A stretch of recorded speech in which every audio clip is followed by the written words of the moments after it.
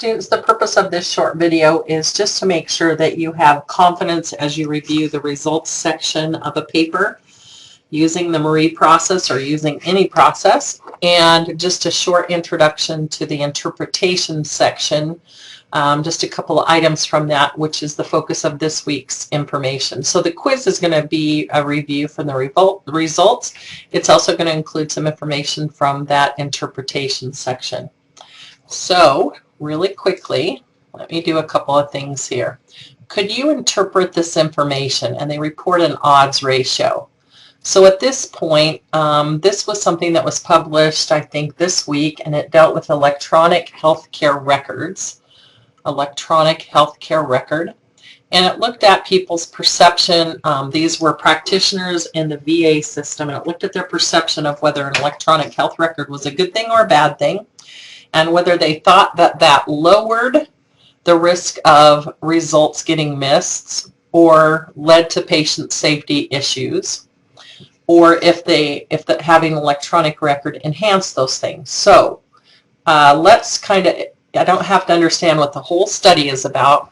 What I hope you know by now is to look at what they report, and because they reported a ratio, you would know that for a ratio, if the result is 1, it would mean there was no difference between the treatment group and the control group for whatever that event was.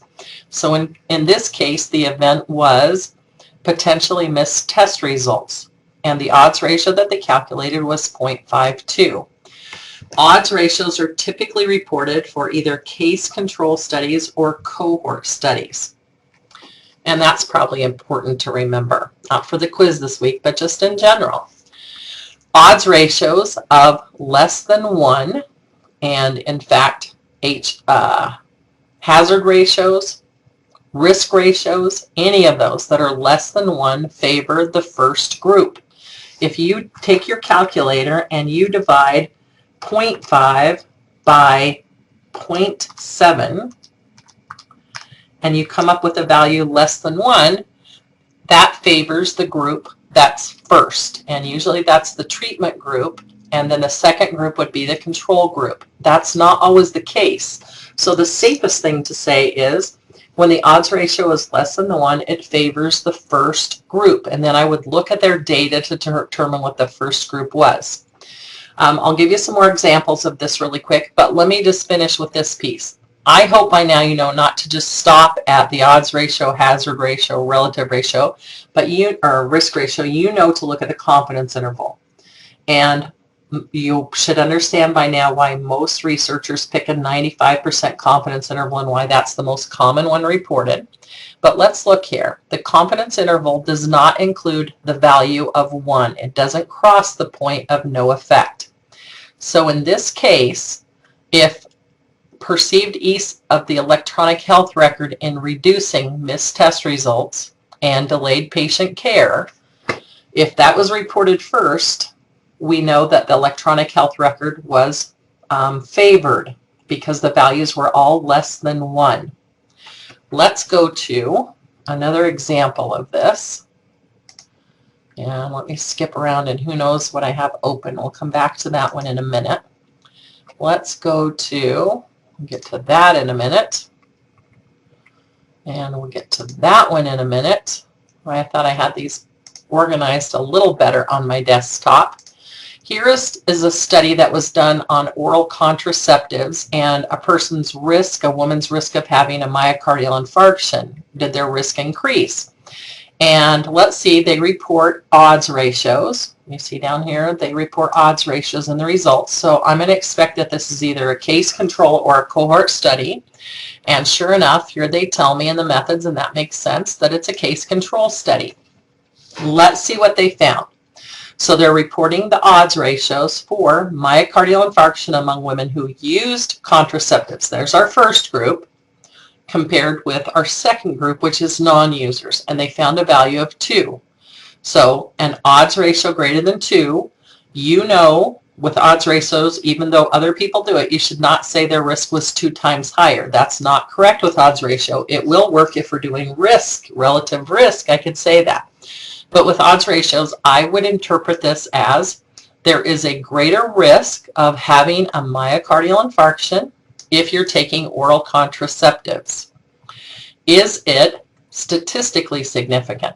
I look at the 95% confidence interval, and do these 2 points cross the line of no effect, which would be 1? They do not. So 1 would be on the graph down here. It does not include it. And so let's go to here to understand that. Here's that range of effects that could go up here to 100 and down here to 100. This is for relative risk. But when we say, does it cross the point of no effect, it's, does your range of confidence interval include the value of 1? Does it cross through the point of 1? So does it start down here, even if it starts at 0.99 and goes to 99, it still would be clinically insignificant because it crosses the point of no effect. So as we go back to that oral contraceptive article then, let's look. They did some more results here. Let's look at the actual range. So my risk was this high to this high of having a myocardial infarction if I took oral contraceptives of any kind. Then they looked at those who use second generation contraceptives, and my risk was even higher, or third generation contraceptives, this one, and my risk was actually a little bit lower. But overall, my risk was higher if I used oral contraceptives. Now let's look at this one. If I was going to have to pick between first, second, and third generation oral contraceptives, let's look at how the data might help me. The first generation, or all kinds put together, showed an increased risk. If I come down here to second generation, this one, and I look at my 95% confidence interval for, let's see if I'm getting my data mixed up. Let me come here to a table. Here's our odds ratios. So they calculated the numbers for us here. And do you see they didn't have to give you p-values because they've already done those confidence interval calculations. So they're telling you, if I look at this one, do you see how it crosses the point of no effect? It crosses that line of 1.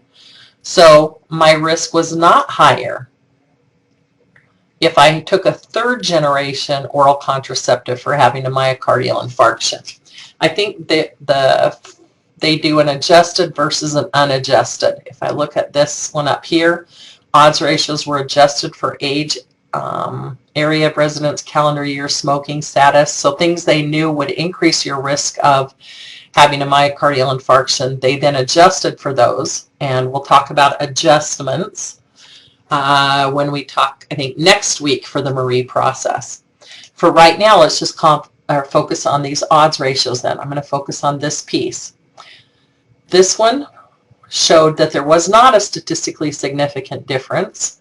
Your range was lower if you took a placebo or didn't use contraceptives, excuse me, or it was higher if you took oral contraceptives, either lower or higher. I should have just said that. And remember the first group in this versus the second group. These are people who took contraceptives, people who didn't take contraceptives.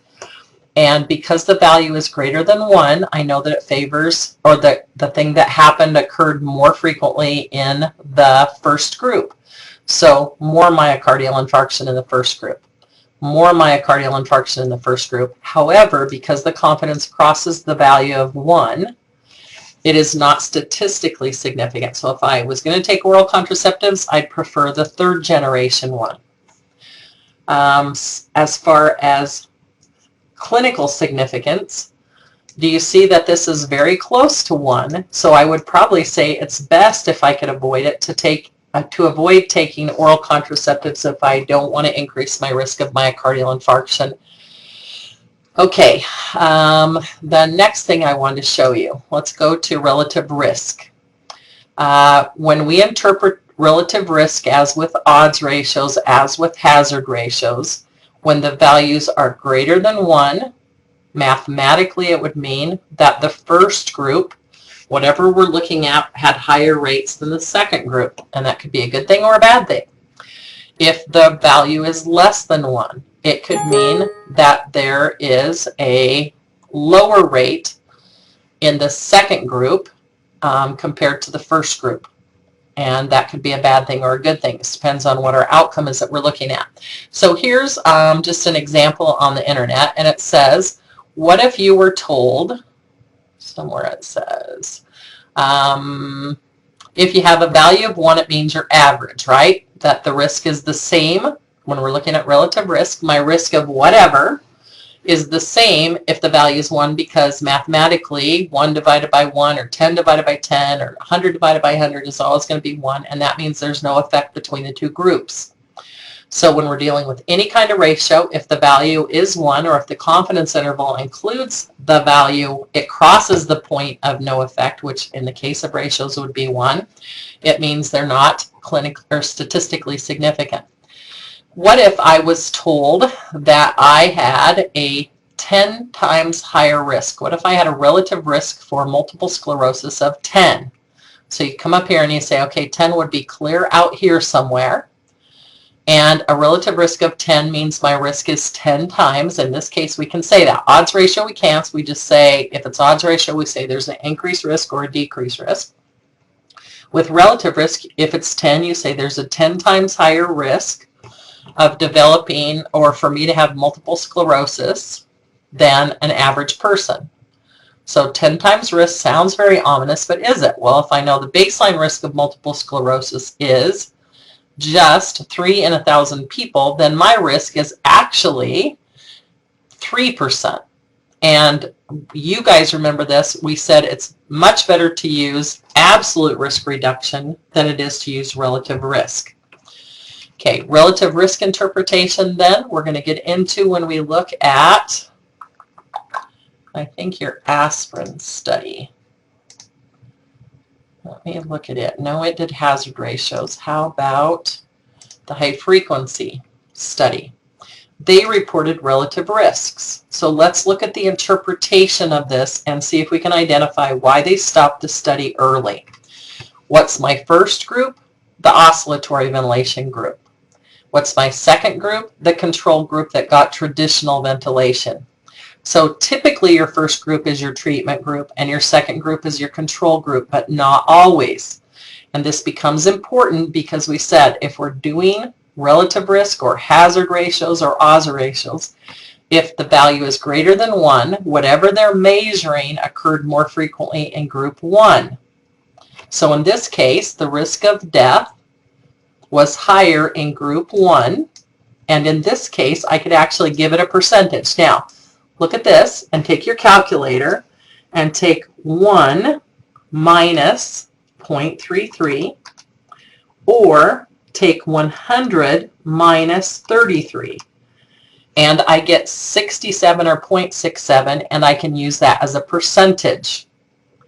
So my actual risk of death, if I had the oscillator, was actually 67% higher than it was if I received conventional ventilation, according to the relative risk. What was my actual range of effect? Do you notice how this doesn't cross the point of no effect, which would be 1, because we're dealing with a ratio? And so I know, without them putting the p-values here, I know that this is not going to include or cross the value of 1. This one's not going to cross the value of 1. This one's not going to cross the value of 1. But look at this one. I know without them even putting this here, because I looked at my confidence interval, I know that it crossed through the point of 1, 0.91 to 2.06. If I get to this, 0.91 to 0.206, notice how it crosses through that line of no effect. So back to this. Is it something that is clinically significant though? So get those calculators ready again. The actual, if I just go with the relative risk, there was a 63% higher rate of barotrauma in patients who were on the oscillator than people who are on conventional ventilation. How do I know that? Anytime the value is greater than 1, it means that whatever they were measuring occurred more frequently in the first group, and in this case, that's the treatment group. How bad was the effect? Well, the real range of effect went from, remember I have to do math again, I could take 100 minus 91, and I have 9. So the actual range was there was a 9% higher rate to 2 times higher. So 9%, I got that by taking 100 minus 91, or 1 minus 0.91 and turning it back into a percentage. So there was a 9% higher rate of barotrauma, up to a 2 times higher rate of barotrauma compared to the control group for those patients who were in the oscillator group. Okay, why did they stop the study? Look at this. Higher rate of death in the intensive care unit, higher rate of death before 28 days. These were all statistically significant different. And they showed that these things occurred more frequently in group 1 because the values were greater than 1. Okay, let's go to this one. What were the things on this that were better if I received high frequency ventilation? Can you pick those out? Now I want to look at the things that were less than 1 because those would favor group 1. They occurred more frequently in the group 2. If the value of relative risk or hazard ratio or odds ratio is less than 1, then that means it favored group 2. So, it favored group 1. So now I want to go to less than 1, and let's see. There was less hypoxemia in the high frequency group, and sure enough, there was. Look, 19 cases versus 38 cases. There was a little bit less refractory barotrauma that doesn't respond to normal things. Not by much. Let's do this one. There were less newer tracheostomies required, tracheal tubes needing to be placed in people who had high frequency oscillation compared to the control group. And so I say, well, that's a good thing. But look, it included the line of no effect. It crossed through 1. So it was not statistically significant. Was it clinically significant?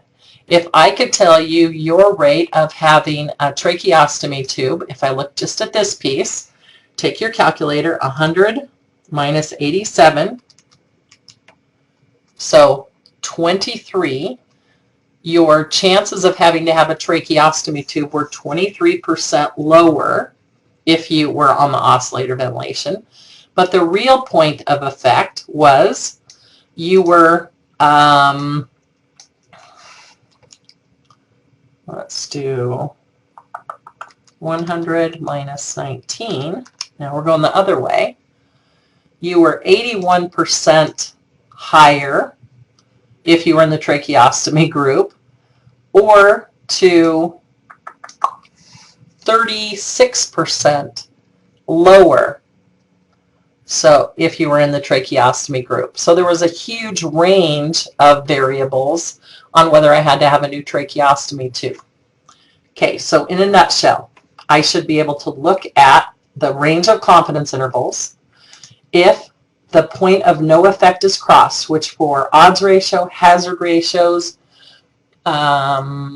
relative risk ratio, any ratios, if it includes the value of 1, if it crosses through the value of 1, then I know that there was no difference between the treatment group and control group as far as a clinical significant difference. If it does not cross through the point of no effect, then I know that there's going to be a statistically significant difference. I hope the last time I said statistically significant instead of clinical. The next thing we know is if we were doing simple math, like if we're doing absolute risk reduction, it's not a ratio, then the value of no effect would be 0. Okay, let me go to your study for this that we've been going over, the aspirin study and the high frequency study we just looked at, but the aspirin study. Let's look at this really quickly. We go to the results section, and I could find the same thing in table form. So they give patients either placebo or aspirin. They look at how many of those had recurrence of venous thromboembolism. And we look at 73 patients versus 54 patients. Do you see which group they put first? They put placebo first, aspirin second. They then came up with a hazard ratio of 0.74. So their hazard ratio, if I go to their table, it might help me understand it better. So I'm going to go, in this case, it may not help me. It may be better if I stay there, because this one was kind of a different study where they combined results, wasn't it? Guess let's do this one. Do you see placebo and aspirin?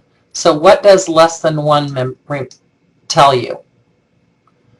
Remember, any kind of value less than 1 when we're doing a ratio favored which group? The occurrence was less for this in the second group. So values less than 1, there was a lower rate in the second group. Values greater than 1, there was a higher grade value in the first group. And partly I can sort it out just by looking at this, So aspirin was protective for venous thromboembolism, but it was not statistically significant. Do you see that 0.52 to 1.5? I crossed the value of no effect. And not to beat this to death, but that would cross through the value of 1. So it would go from this side of the line to this side of the line, crossing that line. That means no effect statistically. So it was not statistically different. Let's go to one that was, though. Pulmonary embolism with or without deep vein thrombosis. The value is less than 1.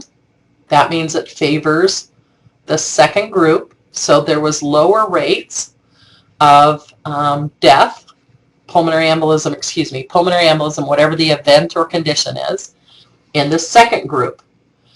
In this case, the aspirin group had lower rates. What was the actual effect? Please don't use this one. You cannot say, I guess the way you do this one is you take your calculator again and you do 100 minus 57, and I come up with 43. There was a 43% lower rate of pulmonary embolism with or without deep vein thrombosis in the aspirin group compared to the placebo group. What does this mean? 1.73. There was a higher rate of bleeding in the aspirin group, and now I take my calculator again, and I take 1 minus 0.73, 27. There was actually a, well, I guess what you do is just, now that we're past the decimals, I had a 1.73 times higher risk of bleeding if I received aspirin than if I got the placebo. So anytime we've gone past the value of 1, like this one, my risk of bleeding was anywhere from 4 times higher to, now I'd have to do the decimal and do the calculator, 28%. So 28% up to 4 times higher. 28% lower or 4 times higher if I got aspirin, because look how this went from a low thing to a high thing. Huge confidence interval. So my rate of bleeding was not statistically different between the two groups. However, look at this one. And remember, values higher than 1 mean that they favor that it occurred more commonly in which group? In this case, for values greater than 1, it occurred more commonly in the second group. And look at that value, So your risk was 4 times higher, as much as 4 times higher. So big confidence interval, big difference. Okay, takeaway message from this slide then. Again, you should be able to look at those confidence intervals and decide if the p-value is going to be less than 0.5, going to be 0.05, if it's going to be statistically significant like this one. I know that because this doesn't cross the line of 1, I know it's going to be statistically significant. Now I have to decide if it's clinically significant. So remember, for rates less than 1, it favors the first group. Now that's not making sense to me, huh? I'm getting that backwards with you. That's not good. For values greater than 1, oh, that was for odds ratios. For hazard ratios greater than 1, my risk of the event, in this case I can look and see, was higher in the placebo group than it was in the aspirin group. And as I come over here, I could see the real range of effects. Anywhere from, and you can get that calculator out again, anywhere from 52% to 8% is my range. 52% to 8% higher risk of a major vascular event if I was in the placebo group compared to the control group. And they averaged those all out and came up with a hazard ratio. Hazard ratios are typically reported to you using Kaplan-Meier curves. Hazard ratios are usually a study that's gone on over a number of years, and they're going to project out what they think will happen. And they've measured those people at the time they were randomized, and then 1 year out, how many of them had recurrence of venous thromboembolism. At 2 years out, how many of them had recurrence of venous thromboembolism. At 3 years out, at 4 years out, and then they combine that cumulative risk or hazard risk rate and put it into a hazard ratio using a mathematical formula that's way beyond what we're going to do in this class right now. But what I can tell at a glance is my risk of having a recurrent venous thromboembolus was higher if I took placebo than if I took aspirin. However, look at your 95% confidence interval.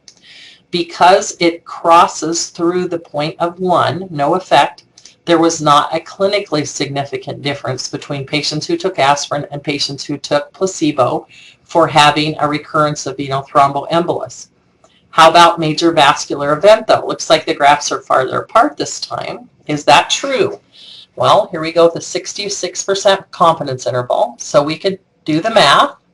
We could say 100 minus 66, there was a 34% reduction in major vascular events in people who took aspirin than people who took placebo.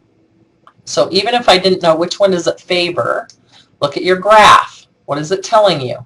The risk of having a major vascular event over time, and it was much higher in the placebo group than in the aspirin group. So as I interpret the hazard ratio, remember I can subtract this from 1. So I had a 33% reduction. So let's see if that's what the authors told us when they did the results. They said, yeah, cardiovascular death was reduced by 34%. They looked at patients who had venous thromboembolus, and they said they came up with a hazard ratio of 74, which would mean how much reduction? If you did the math here, 100 minus 74 is 34, right? So they did. They reduced the risk of stroke or cardiovascular death by 34%. How about the rate of venous thromboembolus? Well, they calculated a hazard ratio of 0.67, and 100 minus 0.67 is 33. So they reduced the risk from myocardial infarction, stroke, bleeding, death from any cause. They reduced it to 33%. So do you see how you interpret hazard ratios? I know it's going to be clinically significant because it doesn't cross the value of no effect. What does this tell me, though? Clinically significant. Let's see. The actual range that it reduced, that taking aspirin reduced the rate of thromboembolism, myocardial infarction, stroke, major bleeding, or death was actually, do the math again, 100 minus 49. Give you time to do that. And you can do this one in your head. Probably did that one in your head. The actual range of reduction of these events when I took aspirin ranged from 51% to only 8%. But if I told you you could reduce your risk of those things even by just 8%, wouldn't you do it? So I'd say it's statistically significant. The confidence interval doesn't include the point of no effect. It doesn't cross through it. From this end to this end, doesn't go through one. So I know it's statistically significant and clinically significant. I'd say to my patient, or I'd evaluate for my patient, if I could reduce your risk from 8% to 51% of dying from these things if you just took aspirin, would it be worth it? And I bet you would say yes. Okay, the last thing. Part of your analysis this week is looking at subgroups. And there was a subgroup for the aspirin study. It was actually found in a supplemental table that I had to dig and find. And this is what that supplemental table said. Okay, if you look, here we have a forest plot. And we're going to see forest plots to report data, a bunch of different data. And in this case, it was all these subgroups. So they wanted to see, did the risk of venous thromboembolus, was it different if there were men or women, or depending on when they started the anticoagulation, or if they were overweight or normal weight, or it looked at what type of event. Did it prevent one type of event better than another one? The other place we're going to see forest plots is we're going to see it in a meta-analysis when they've combined many studies to look as if they're one big study. And you should remember that from instruction that I've given earlier. Okay, let's look at the forest plot and orient ourselves to what they're measuring. They're measuring the hazard ratio. So hazard ratios are not relative risk ratios. They're not odds ratios. They're the rate of, they usually involve survival data or the event or some sort of occurrence. And in this case, it's venous thromboembolus. And they're going to do that over time. That's a key piece here. And they're usually going to report the data to you in a Kaplan-Meier graph. So survival data, that's usually involving a hazard ratio calculation. Hazard ratios are usually going to be used in survival studies, ones that are usually randomized controlled trials. They are also going to be shown to you visually on a Kaplan-Meier curve or graph, and we looked at those. Okay, let's look at this then. Small boxes or big boxes? When we look at a forest plot, which is better? How does the author tell you they put more weight on one study or one value than another? So it's usually we want bigger boxes. That means more weight. Do you want long whiskers or short ones? Do you remember what the whiskers represent? Well, the whiskers, you should remember, tell you the confidence interval, and so usually I want small confidence intervals. So most of these are pretty wide. I'd expect bigger boxes are the ones that have the shorter confidence intervals. The next thing I'd look at is, what's my point of no effect? Because I'm doing a ratio, it's going to be 1. If I was doing simple math, like with absolute risk reduction, it would be a 0. But in this case, the value of no effect is 1 because I'm doing a ratio calculation. And these are my 95% confidence intervals. These are my means or my average, where the box is placed. And the size of the box, do you remember, was the weight of the study. In this case, it's just, I guess it's similar kinds of things. They chose to say the risk of the event was more significant to them than prior time of calculation of when they started their anticoagulation. Okay, do you remember what the diamond represents? The diamond represents that there's the total cumulative effect. So when they looked at all subgroups, what does this diamond tell me? Was there a statistical difference in how the subgroups behaved as a group compared to when they just did their analysis using their whole group of patients? And the diamond, the fact that it touches it all, the 1, tells us there's no difference. But let's really look. This one, the confidence interval crossed 1, so I'd say no statistically significant difference. No statistically. Look at these two. They don't cross. And what do they favor? Well, here's placebo on this side and aspirin on this side. they actually favored placebo because they were located on this side. And in fact, most of these things favored placebo. The last thing, let's go to, I've got all sorts of people trying to track me down, I guess, by phone. Let me go back to the study and let's see what the authors said about their subgroup analysis. So I just put in subgroup and look what it said.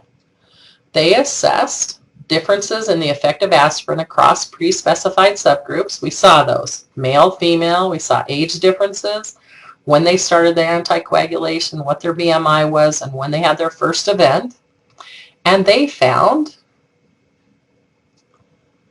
that there was no difference. Let me find you where they say that. The treatment effects were similar within pre-specified subgroups. Was that correct statement? Well, yeah, it was, because they did find, where did that end up going? Right here. We said this diamond told us that in those pre-specified subgroups there really wasn't a difference. However, there were subgroups, a couple of them, where there was a difference, and the authors chose not to mention those. You could say that's a good thing or a bad thing. So sometimes it's helpful to go after those additional tables. I think that has covered all the things that I wanted to cover with you today. So I hope you feel more prepared for your quiz. I hope that you're better able to interpret hazard ratios, odds ratios, confidence intervals.